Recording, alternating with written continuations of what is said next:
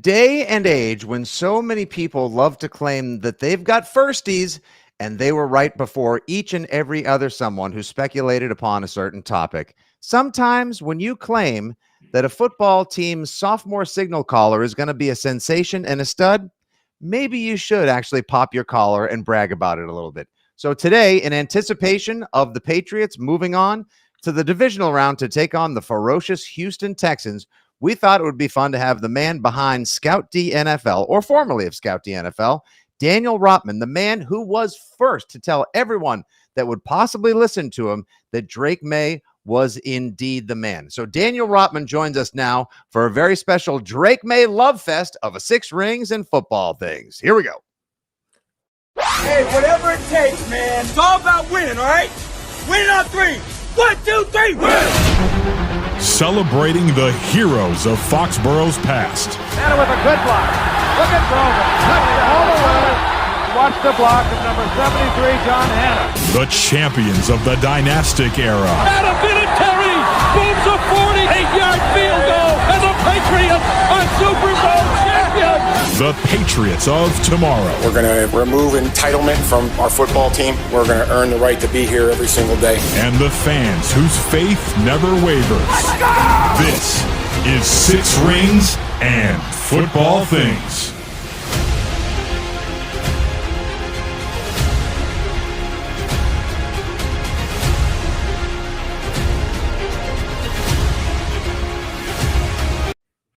One more, let's get under 40. One more, let's get under 40. You want to take a hunt? Hunt, you want it? You want it? Huh? You want it? I'll fumble it. We'll lose the game somehow. Go ahead, go ahead, go ahead, go ahead. Go ahead if y'all want. No. There you go, victory, victory, victory, victory, victory. No, come on, come on. That right there, folks, if you were watching live as we broadcast the latest Six Rings and Football Things on the WEEI and Fitzy GFY socials, was a little Inside the NFL Films footage of Drake Maye at the end of his first playoff game, a win against the Los San Diego Chargers, 16-3, offering his best buddy on the team and lone recipient of a touchdown pass, Hunter Henry, the ball so he could take the kneel down in victory formation, as opposed to Drake Maye, who deserved it for weathering the storm of that Chargers pass rush and finding a way to guide his team with his arm, his legs, his brain, and that game plan to victory. And it is that selflessness right there that is just one of the many hallmarks that have made him so spectacular in this, his sophomore season. And we welcome on now our guy, Daniel Rotman, formerly of Scout D NFL, now just a football lover, a Drake Maye stan like so many of us, a legal student, and also a Pats person. And Daniel, I got to say, man, I loved watching all the way. First, thanks for carving out a little time amidst your still busy personal and professional schedule to join us. I got to say, I love the fact that you were willing to challenge everybody that came at you when you said Drake Maye is going to be awesome. Drake Maye is the man. Wait till you see the heights this kid can reach in his second year, his first full year as a starter in the NFL. I remember you would quote tweet everybody that came at you and said, like, all right, $500 to the charity of choice, or like, didn't you like go like Kurt Benkert? Doesn't he owe you something? Like, do people have to like come do your laundry now, or like it's amazing. What made you see this kid? We could all see he was hyper athletic and the dude could, chuck the rock, but like, what made you think he was going to be able to elevate his entire game to an elite level in only his first full season as a starter? Yeah, well, first off, thank you for that incredible introduction. It's always a pleasure to be on here, and more fun talking about playoff games now than it was talking about the draft back then. So exciting times. But yeah, I mean, first off, Kurt Benkert, yeah, that was a one bet there that he had to pay $500 to a couple charities of choice. So nice to get something out of the Drake Maye success this year. But yeah, dating back to college and kind of going through that evaluation, I think a lot of the things that people look at first is the physical tools. That's what everyone becomes infatuated with quarterbacks. But my philosophy, especially at the quarterback position, has always been that you win games at the line of scrimmage before the snap is even taken. Mm-hmm. And, a lot goes into that, being able to process defenses and go through your progressions and understand what is in front of you and adjust accordingly. And I think everyone could see, the physical tools with Drake Maye on the field. Those were very evident to anyone that was watching him. But what really stood out to me was being in a situation at North Carolina with, not much around him. You have a new offensive coordinator. You don't have many, professional wide receivers who are now playing on Sundays. Your offensive line, not much of a run game there. And yet, despite that, you're able to weather the storm. You're able to go through your progressions. You are able to understand and basically carry your teammates forward. And, I've said this in a couple of different instances, but there's one score that, NFL teams conduct, especially for the quarterback position, called the AIQ test, that basically measures, your ability to process information and see patterns in different shapes in front of you, which can be very important at the quarterback position. And Drake Maye set one of the highest scores that we've ever seen for the quarterback position in the NFL. So I think one of the things that really stood out to me is just how smart this guy is. And to couple that with the physical tools, you're getting a special player there. One thing I loved watching Drake Maye do in college was throw to the middle of the field. Mm-hmm. You see oftentimes a lot of guys, you see them throw outside the numbers. And for example, a guy like Jaden Daniels, who was a prolific deep ball passer in college, you see most of his production go outside the numbers. Whereas when you look at Drake Maye, he was one of the most productive college quarterbacks of all time, throwing to the middle of the field, which is typically a much more difficult area to pass into. And I think to me, that kind of signaled, Drake's willingness and ability to throw into tight windows and be able to make the NFL level throws that where in college, you're throwing to guys who might have 3 to 5 feet of open space, whereas in the NFL, you don't have that same luxury. And now fast forward 2 years later in the NFL, and you can make the argument that Drake's been the best deep ball passer this entire season. And I think he leads the league in the most tight window throws. So that's something that translated really well. And you kind of see the mental processing here now. Yeah, he's the first sophomore quarterback, first quarterback age 23. And honestly, this podcast would be longer than reading On the Road if we were to just go through all of the unique and anomalous stats that he was able to accomplish and compile this season. It felt like every Sunday, Daniel, at the end of the game, that it was Drake Maye is the first quarterback to throw X number of passes to this number of people with this completion percentage and this many rushing yards. And I know that that's a lot of just advanced analytics, PFF, and everyone looking once again for something that they can say, we compiled this stat or we can brag about this and that. But he is the first ever quarterback to lead the NFL in completion percentage at the age of 23. In just his second year, he was 72% completion percentage this year. Like, that is insanely accurate, given that he also was the most accurate deep ball passer in the NFL as well. And yes, last Sunday, we'll even go back to it, he was able to complete meaningful passes outside of the numbers, the 4th and 4 pass to Kyle Williams, which went across the field and traveled about 25 yards and was a tether line. Then you had the deep pass down the left side to Kayshon Boutte, but then you're working the middle, the touchdown pass to Hunter Henry. And the passes I was most impressed by, and I think these show signs of the maturation that you were hinting at, when the pressure got to him or the pressure was coming for him, he would just throw quick little checkdowns to Ramondre in space and let his, and let his guys do their work as well. Like, he didn't have to show off all the time to be able to get things done. And at the end of the day, in a game that some people might say was, oh, that might have been one of Drake Maye's worst games, 334 combined yards, the highest passer rating under pressure of all 12 quarterbacks last weekend, in 60 of those 334 were on the ground, and he got the win against a team that had the 5th overall defense and one of the best pass rushes in football. I mean, it's crazy to see the growth and the composure that he maintains off the field and on the field. Absolutely. And I think, to your point, one of the things that I love so much about Drake May and that will be so big in this playoff run is he kind of has that goldfish memory, if you will, in the sense that, you start the game, you have a couple of uncharacteristically shaky plays, you have the fumbles, you have the interception, the overthrow to Austin Hooper, things that, you don't expect out of Drake May watching him this season. But then you come right back, and in that second half, you go 11 for 14, I think 172 passing yards, 142 passer rating, and a touchdown. And then in the fourth quarter, you go 4 for 4, perfect passer rating, and you come back after those mistakes, and you're willing to make those big throws to Hunter Henry and challenge the defense in tight quarters. So this is someone who, yes, like any young quarterback in a playoff environment against a great defense, he's going to make a few mistakes. But he's also someone who's never going to make that mistake again. And he has that short memory, and he's willing to come back on the field and play the exact brand of football that he's played all season. So I think that's something that's going to bode very well for him in his career, and especially in this playoff run. Yeah, and let's go back to that thing you were mentioning before, the him scoring high in the AIQ. I think a lot of people just think, oh, football player, quarterback. How did he do in the Wonderlic? But that's almost sort of like talking about, I hate to say it, but like that's kind of like the boomer football approach towards the SAT is like, oh, you're super test smart. Yeah, but there are other things that we have all come to learn that show signs of an ability to process, to succeed, and also of your intelligence. People forget Drake Maye, son of a quarterback.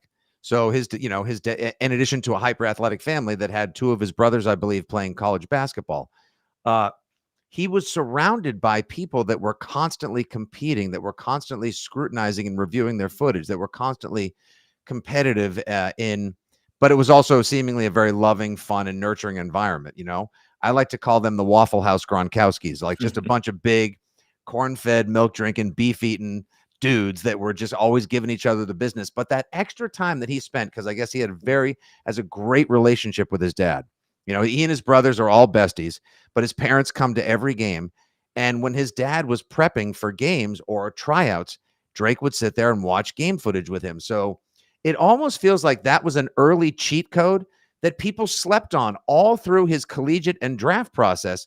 And now you understand former Giants coach Brian Daboll licking his chops and looking at Drake Maye going over plays on a whiteboard during that off-season Hard Knocks TV show, like the same way you and I would probably look at a nice fat glass of Cabernet and a medium rare tomahawk ribeye, like, oh, this is my future. Like, whoever gets this kid is going to get the cheat code to the next 10 to 15 years of the NFL because he's got all of it. And like you said, I think he's just kind of scratching the surface of his ability.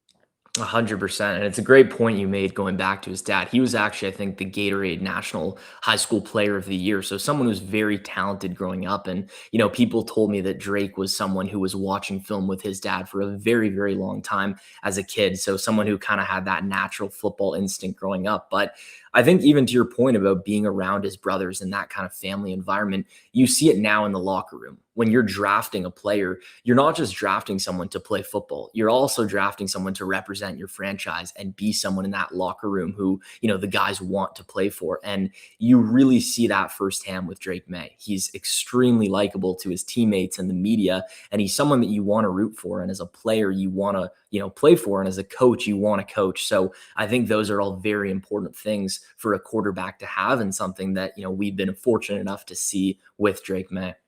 One of our viewers right now live on Facebook as we record the latest Six Rings and Football Things, Greg Donahue says, well, Elway's dad was a coach too. Yeah, and that kind of makes sense because I think the more apt comp for Drake Maye, I know everyone always calls him Josh Allen 2.0, and I think their rivalry is going to be stupendous.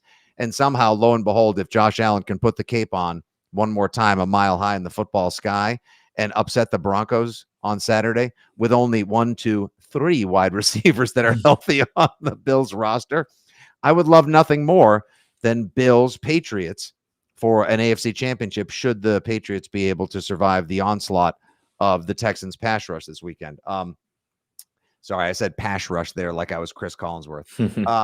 I want to go back real quick. So, folks, just to give you an idea how on top of Drake Maye Daniel was when he was running his Scout D NFL business and profile, his prediction before the season for how Drake Maye would do was 376 out of 565 for 4,109 yards, 505 rushing yards, 30 passing touchdowns, 4 rushing touchdowns, and 10 picks.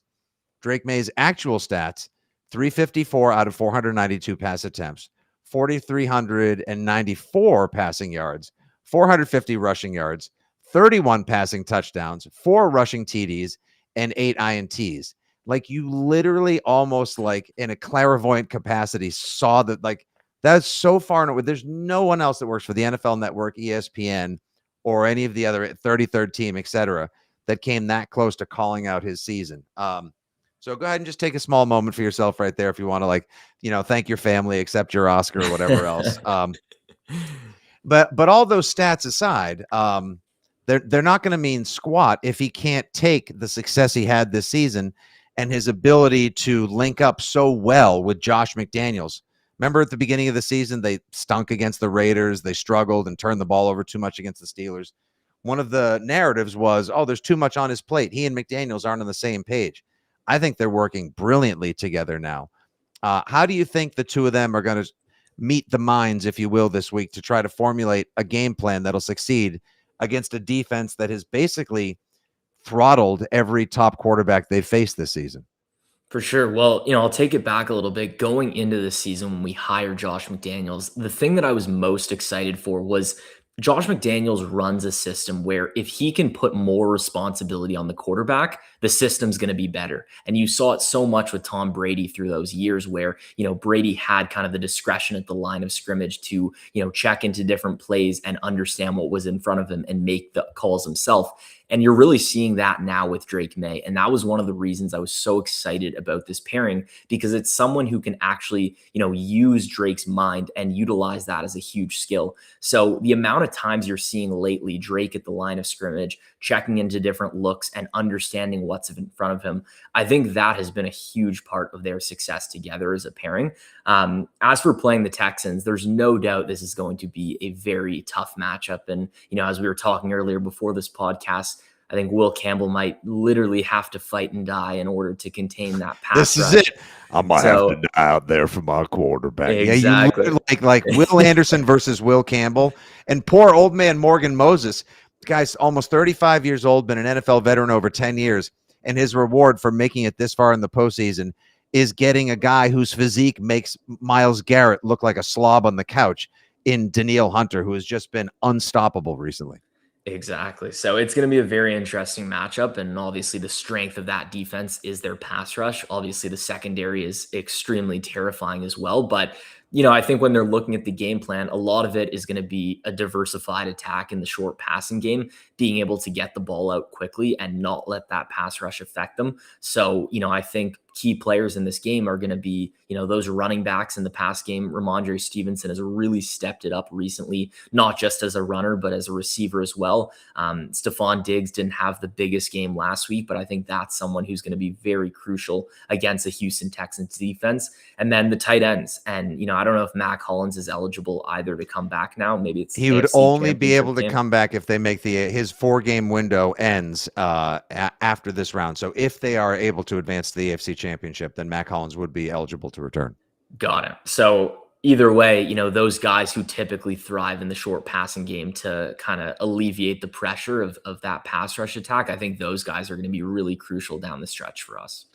Yeah, it's kind of one of those, like, you have to pick your poison matchup type of scenarios, because you could say, like, well, we're going to do what we do and, we'll put our strength against your strength. But sometimes you have to hope that your weak is stronger than another team's weakness. And I just don't see much of a weakness on the other side of the Texans. If anything, I know here we are putting together a Drake Maye love fest, but if anything, Daniel, I know all sides of the ball. It's just that you happen to, hyper focus on Drake and his sophomore success, but it might actually have to be the Patriots defense that carries the day on Sunday. And I just want to pay a quick tribute to how well they played Sunday against the Chargers, how they stuffed, stymied, and just stopped everything that they tried to offer. I know obviously Greg Roman got fired actually after the game as well. So they're looking for something more creative and progressive out there in Los Angeles. But just for a quick second, how impressive has the growth of the Patriots defense been? Or rather, once they were able to get the guys that they knew they could build this team around. It was the first game Sunday in 2 months where they had Harold Landry, Robert Spillane, and Milton Williams on the field at the same time, and look at the impact they had. Yeah, it's incredible. And I think I said this a couple weeks ago. This is a defense where, it might not be the most elaborate defense week in and week out, but the one thing that really stands out to you is just how hard they play for their coaches. Similar to the Texans, they are swarming the ball faster than anyone that you can see. And that goes a long way. It builds over time in a playoff game. So just the amount of effort that they've put in from a game to game basis has been really incredible to see. And, Zach Kerr stepping into that role early in the season, he's been phenomenal as of late. So that's definitely a crucial factor for us. And also a reason why I think we're going to end up winning this game is I do think it'll be a similar nature to the Chargers game where our offense might get to a slow start, but ultimately they're going to make enough big plays to put some points on the board. And I do think our defense is also a pretty big mismatch for the Texans offense. So I ultimately think it'll be a pretty similar stretch of game to what the Chargers game did. And my score prediction, I think, was 21-17. It might have been something around that range. Yeah, 16, I had 24-20, and it was 16-3. About as low scoring affair as it gets. And don't mind you, there's a lot of familiarity with the Texans as well, because you've got Nick Caserio. They have 6 or 7 former Patriots on the team, a lot of them on the offensive line, Jake Andrews, Trent Brown, City So it's going to be an all my exes live in Texas sort of family affair on Sunday as well. But I too think you're going to have to follow a similar format. Don't make the mistake. Don't be the guy, what does Mike Vrabel say? The bleep that'll get you beat. Don't be the guy that sends you home, as Parcells used to say. Don't put the bleep that'll get you beat out there. Hold on long enough. Trust that Drake and Josh will find a way to make 2 or 3 big plays against that tsunami of pass rush aggression. And then maybe your defense holds, especially if there's no Nico Collins. If you can't handle Woody Marks, Jaden Higgins, and Dalton Schultz, y'all don't even belong there in the first place. So exactly. I think I'm going to go with something along the lines of I might go 16-10 again, or even 13-10, something that, well, I hope you don't bite your nails or, drink beers in any sort of anxious capacity, because this is going to be a 4-quarter frosty, feisty football affair on Sunday. It really is. Yeah, I'm excited, but I ultimately think we're going to win. And my initial prediction and what I still think it's going to be is a Patriots-Bills AFC Championship game, which would really be pretty cinematic. And, you get 3 home games in a row. So that would be pretty cool. That's the best way. I am a big subscriber, Daniel, to the idea that the only way is through and the object is the way. And if the Bills took the crown from you and you first started by taking your AFC East title back, you should have to go through Josh Allen, or rather, Josh Allen should know that he has to go through his oppressor and the oppressor of the Bills for 20-something years to get there. So I think it's going to be a blast. Folks, he has divested himself of the Scout D business and profile, but in addition to his legal studies, he does a lot of great football talk, and he may not be the guy that holds the Drake Maye lover profile on Instagram or Twitter, or maybe he does, and he's just not letting us know. That's okay. I know, right? Guy's gotten so much pub. Unbelievable. He talks great football still on his personal profile at Daniel_Rotman15. Dan, thanks so much for making a little time. Again, we're so proud of the work you did this season. It was a great follow when you did Scout D NFL. And you were right about Drake Maye. So hopefully you continue to be right, and we have so many glorious years of football that infuriates the rest of the AFC to come. Exactly. Well, I really appreciate it, Fitzy. It's always a pleasure being on here, and go Pats. And go Pats. Thanks for listening to the latest 6 Rings and Football Things, everybody. You can follow us, of course, on the socials at 6 Rings Pod, and you can listen to us on the Odyssey app, the iHeart app, Spotify, and Apple Pods.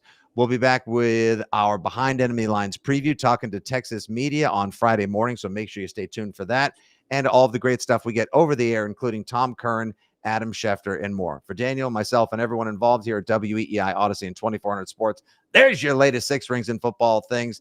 We'll talk to you soon. Good day. God bless.